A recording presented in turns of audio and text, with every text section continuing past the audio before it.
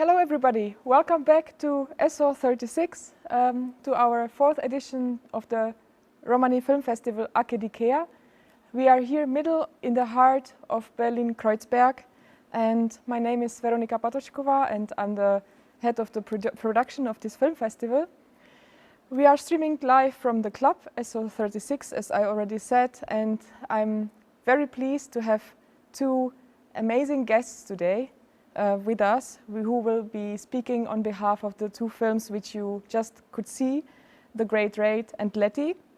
So we will speak maybe another 20-25 minutes, maybe we will have some translations, so things can take more time. One more thing, please vote for the films, give the ratings, because in the end of the festival we will have the chance to give to one film the Best Audience Choice Award. So please do that. You have the possibility after watching the films to click on the button vote for the film. It's very important. And now it's my pleasure to introduce our guests. It's Seo Cizmich, who is born in Italy into a large Romani family, into large Romani-speaking family as well. He is a co-founder of the Alliance Against Anti-Gypsyism and the director of Romanizor Documentation Center and Romanocare Memoria y Cultura. Welcome, Seo. It's very great to have you here. We also have a translation for him, so I maybe make a little break.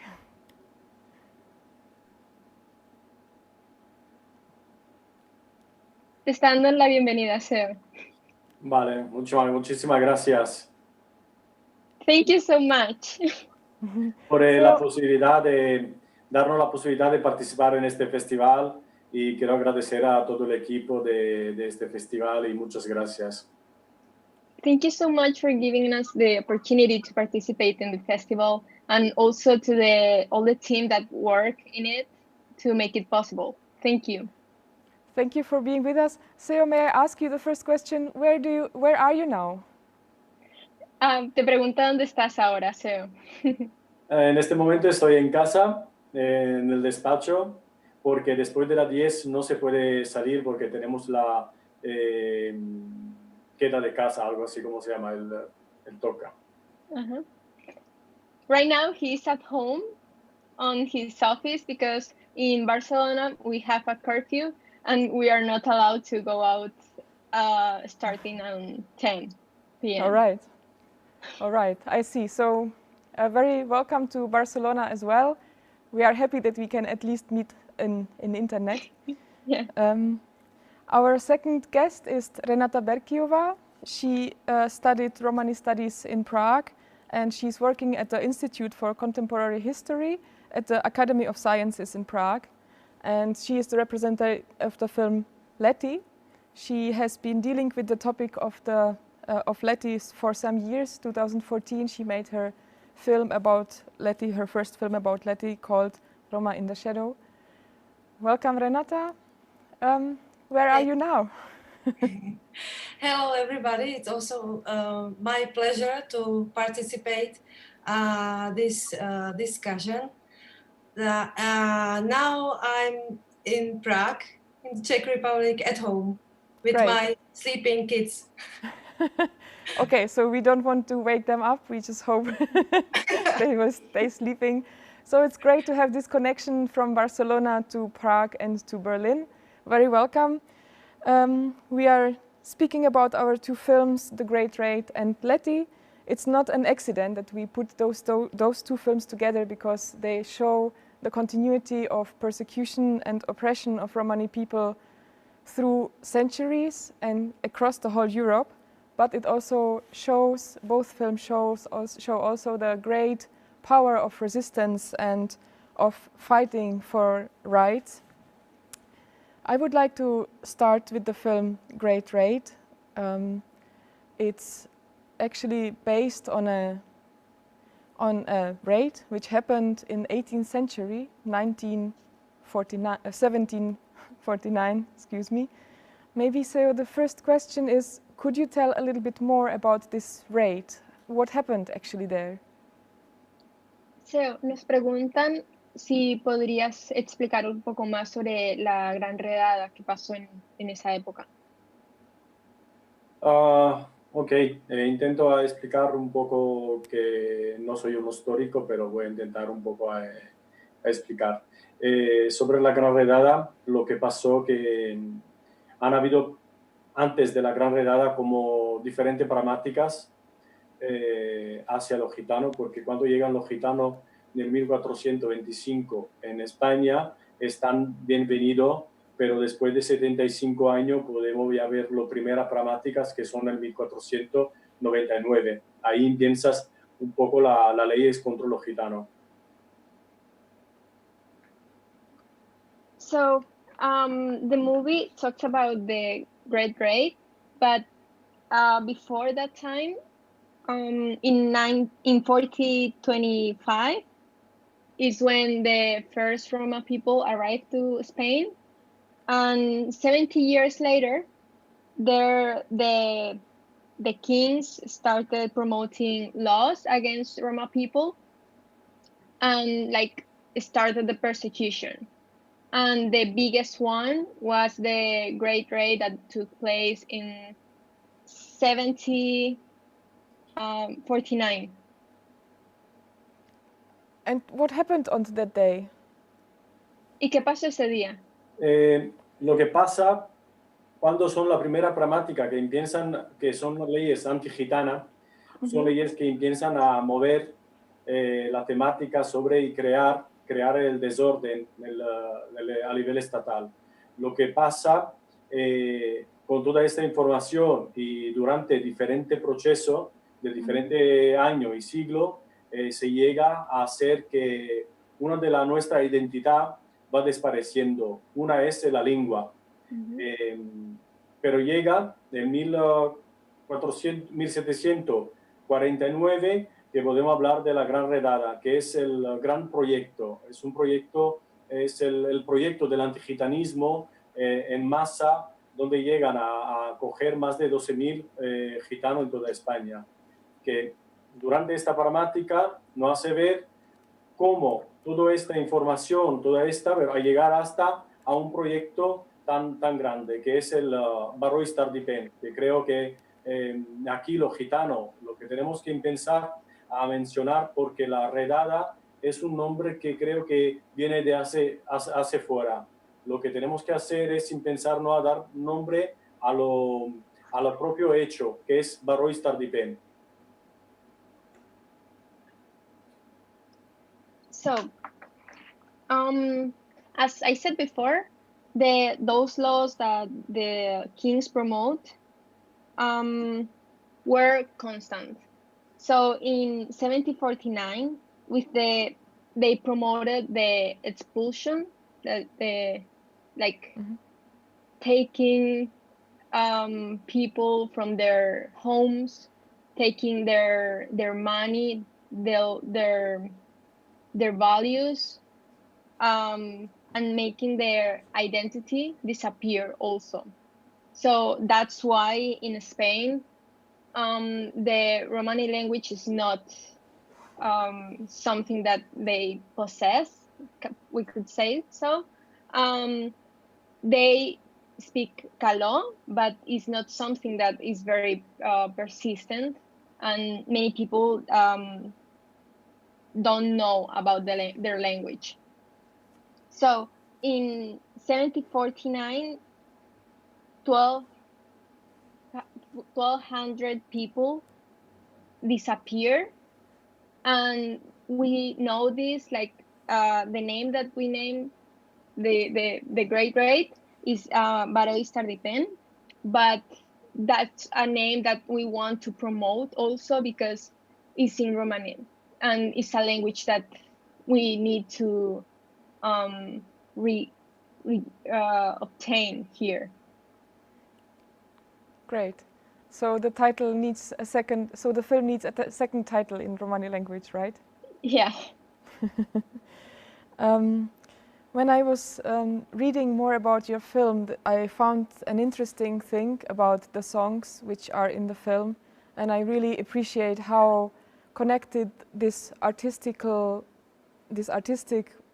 perspective was connected to the historical events. And what I found really interesting is there was an instrument mentioned called Martinete.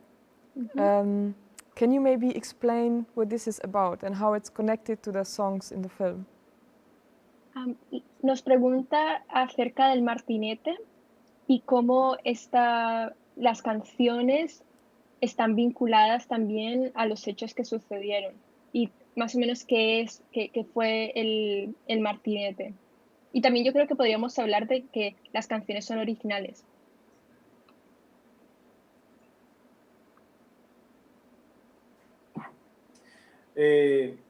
Lo martinete es un símbolo de reivindicación y de protesta, ¿no? Hacia una noche barbárica, porque el 30 de julio, cuando los reyes católicos, Fernando VI, firma este documento, que todos los gitanos de España fueran sacados de su casa, y mujeres y niños llevados en la cárcel, en la prisión. Lo que no solo llevarlo de su casa, pero también quitarle todos sus bienestar. Yo creo que el martinete es un símbolo de reivindicación hacia todo aquel movimiento, aquella forma de coger a un grupo y hacer firmar un documento casi capos inspiratorios, ¿no? Como todo en escondido, nadie sabía lo que estaba pasando. Por lo tanto, creo que el martinete nace dentro de la cárcel como parte de reivindicación. Y creo que en el documental lo que habíamos querido dar en el cortometraje es dar este símbolo que el pueblo caló pueda reconocer, porque todo el pueblo caló reconoce el martinete. Por lo tanto, era una forma también de hacerlo sentir cerca al cortometraje. Y además, quiero agradecer a la Alba y a la Rafi Fernández, que son las canciones que tenemos en el cortometraje, son originales de aquellas dos mujeres. So, the martinete is a reivindication instrument, because on the 30th of July is when all those Roma people were incarcerated. Many of them were incarcerated. So, and this instrument was born in the prisons. And it represents also how to break the chains. And this instrument is also very recognized by the Roma people, and we consider that this is interesting because they can recognize that instrument, and they can also acknowledge that this instrument was born in the prison.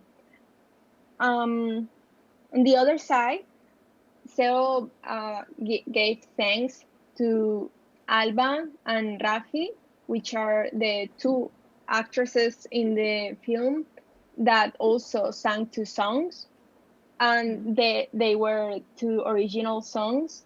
And it's a shame because maybe you can't understand them, but one of them is very, very heartwarming song that talks about what happened that day. And the other song is I don't know, baby's song, where she is a song from her family. So it's very, very inspiring. Great. Actually, there were subtitles, so we could also understand the songs, luckily. Okay. So Great. I think I found it very interesting to connect these instruments together with the. It's really part of a history. I was really impressed because when I saw this film, I had the feeling that the songs and also how the film is done is actually also a sign that that the persecution wasn't successful, that there is something still living, that people are still living their culture in a way, and also your fight for presenting the Romani language is very visible in the film. So I just want to see to ask you maybe the last question before we move on to the next film. Do you see it the same way? Do you perceive the film also as a sign of resilience and resistance? Preguntan que si ves la película como un signo de resistencia y de resiliencia, porque se ve constantemente como la necesidad o el intento de recuperar la lengua. Sí, porque creo que hay una parte de reivindicación, ¿no? En este cortometraje, como al final de todo, hay la primera parte que reivindica lo que han hecho durante con los gitanos, toda la paramática en el barrio Stardipén, que le han quitado todos sus bienes, y lo que pasa, el martinete, el símbolo es de los golpes de los martillos, porque pensáis que cuando los gitanos estaban en su casa, de repente se han encontrado en un cárcel vacío, frío y solo de hierro. Por lo tanto, creo que es una parte que reivindica también, ¿no? Un poco el cortometraje. De la otra parte, el romano, creo que aquí en toda España, pero en especial en Cataluña, la Generalitat está apoyando mucho en diferentes asociaciones intelectuales y académicos, lingüistas para recuperación del romano. Y creo que en el cortometraje, porque como hablamos de la gramática y del barrio Stardipén, ha hecho sí que esta lengua desaparece del pueblo caló.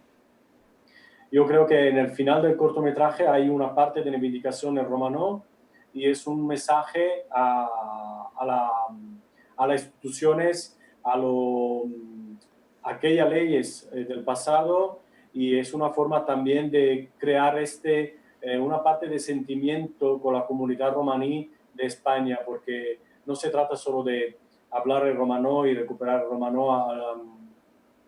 Es una filosofía tan académica, pero sino también del sentimiento, desde el corazón, porque creo que el romano es un poco la nuestra tierra, ¿no?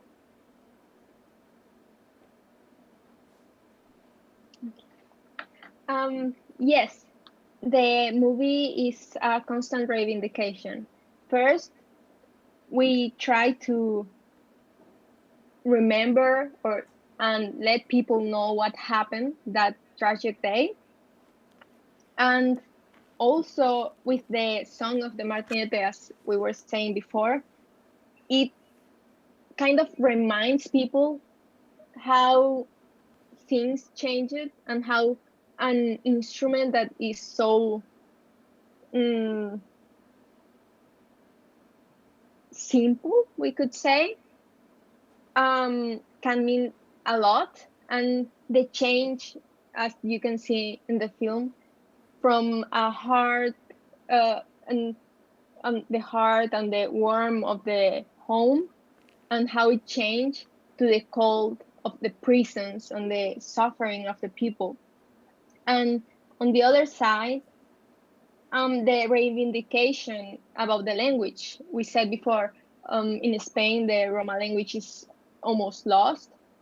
And although the governments are constantly trying to promote the language in different type of ways, it's a difficult work.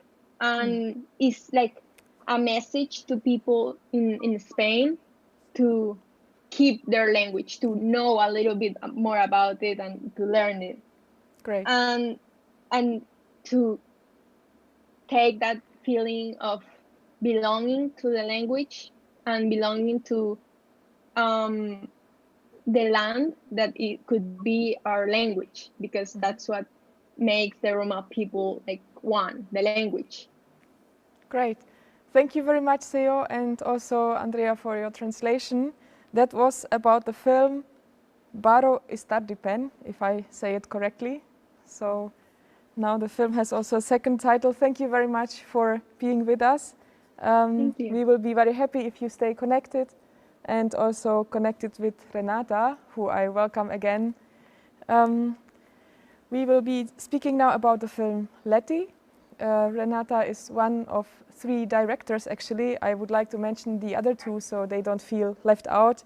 They are František Bikár and Viola Tokárová. So maybe we say hello to them wherever they are. We actually already have 2 questions from the audience, which is great. Thank you very much for your questions. I will put them to Renata just in a second. First of all, I would just like to ask about the process of making the film, because I think it's an amazing piece of work with all the archive materials, with all the interviews with the survivors and the 2nd and 3rd generation of people who actually survived or died in the concentration camp in Lety. So my first question would be, how was the process of putting together the material and your research, and how was it maybe even to be 3 directors, which might be a help but maybe also a little obstacle? We shot it for more than 1 year, this movie in 2019. And we have collected so many materials, including interviews with politicians and archive materials, what we don't see in the movie, because the decision of what to include or throw out took the most time. And also we spend hours and hours of putting together clips to make it understandable, because this topic is very complicated, and it took 20 years. But I must admit that working in threes has not always been easy. We actually spent a lot of time discussing, often very sharp discussions, which led to redesign of the script. So it was certainly beneficial. In most of cases, we knew where to go and look for some interesting materials, but it also happened that we found unique documentary or photographs that no one knew before.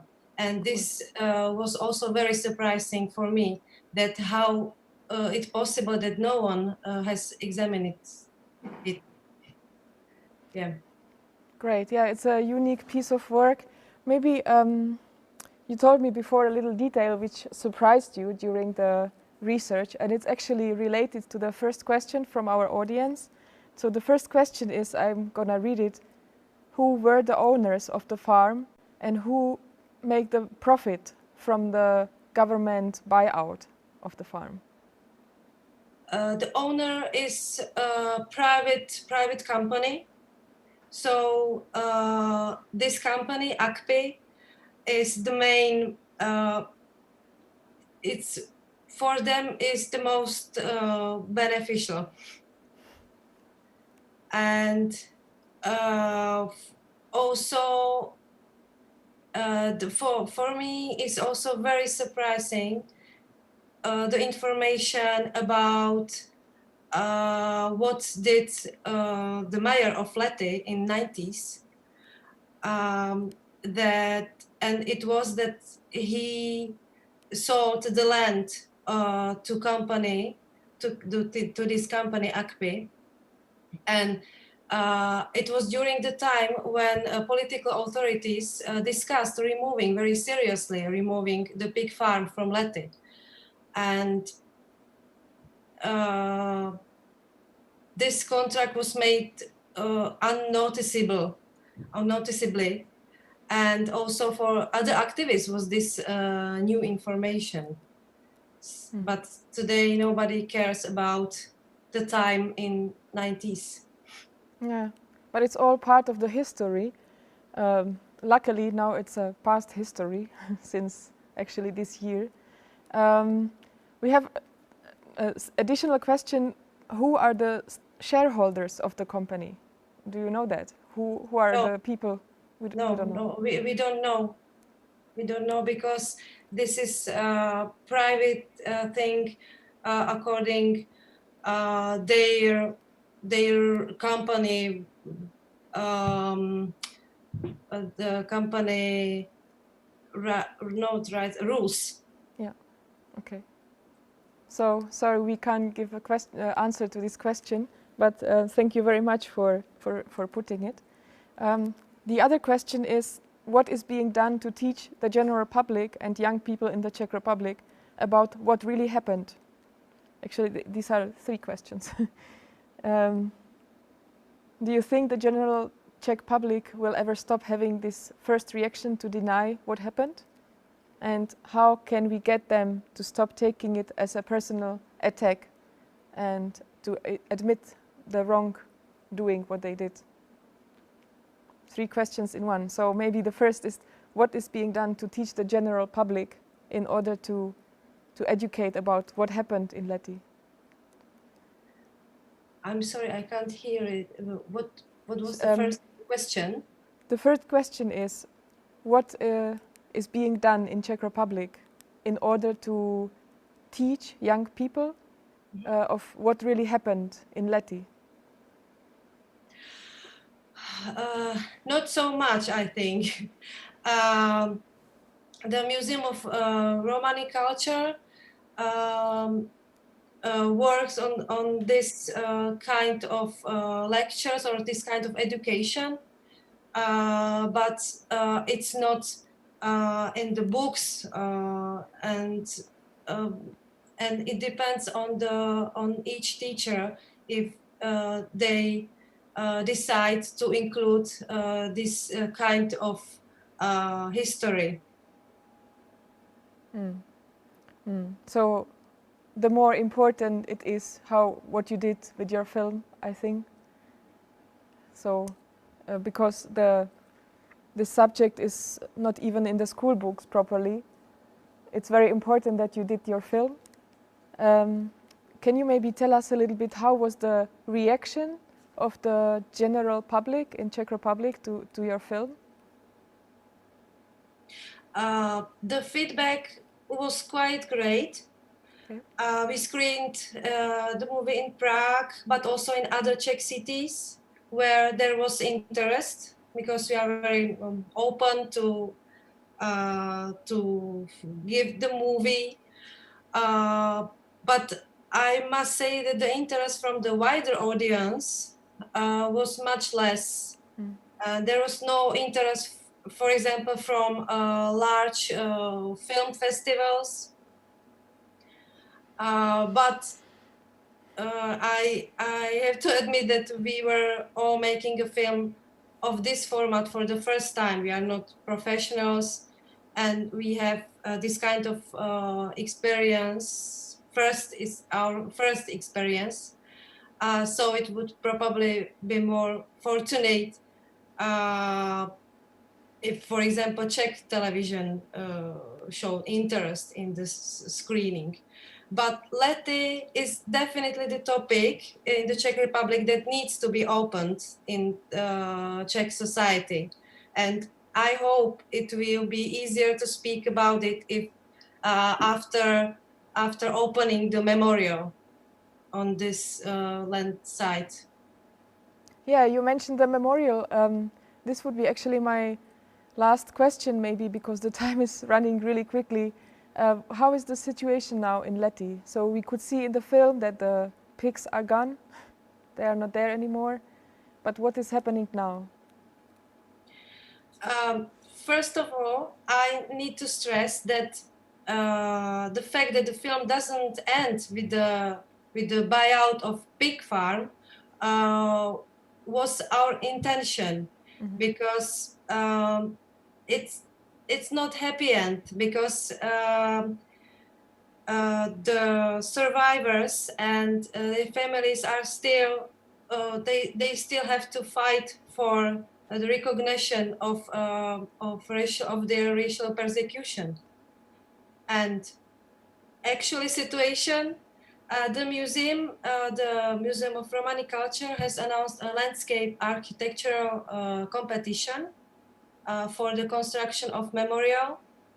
It was international competition, and they were sent about 40 proposals. All of them are available for online viewing on the museum website, so you can see what proposals were, and also the winner proposal included. So at this time, demolition work should take place, and at the same time, the museum is hard working on a memorial exhibition. And the memorial should be open to the public in 2023. Okay. And also, in addition, in Prague will also be opened the Roma and Sinti Center in 2023. Ah. So this is very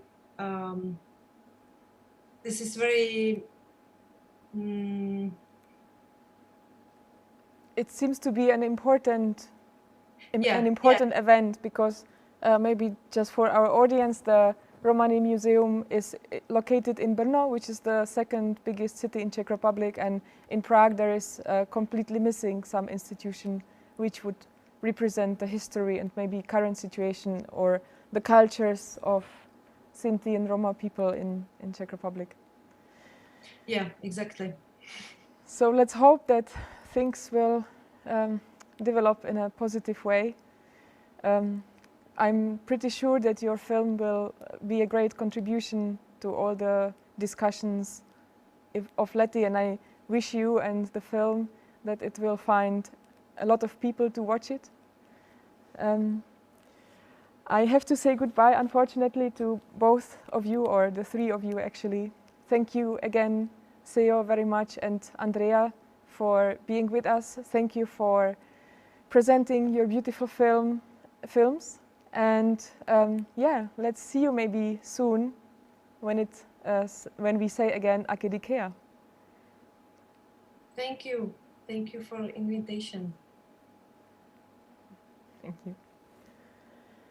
So, dear audience, this is actually the end for today, but the festival is still continuing the whole weekend and on Monday.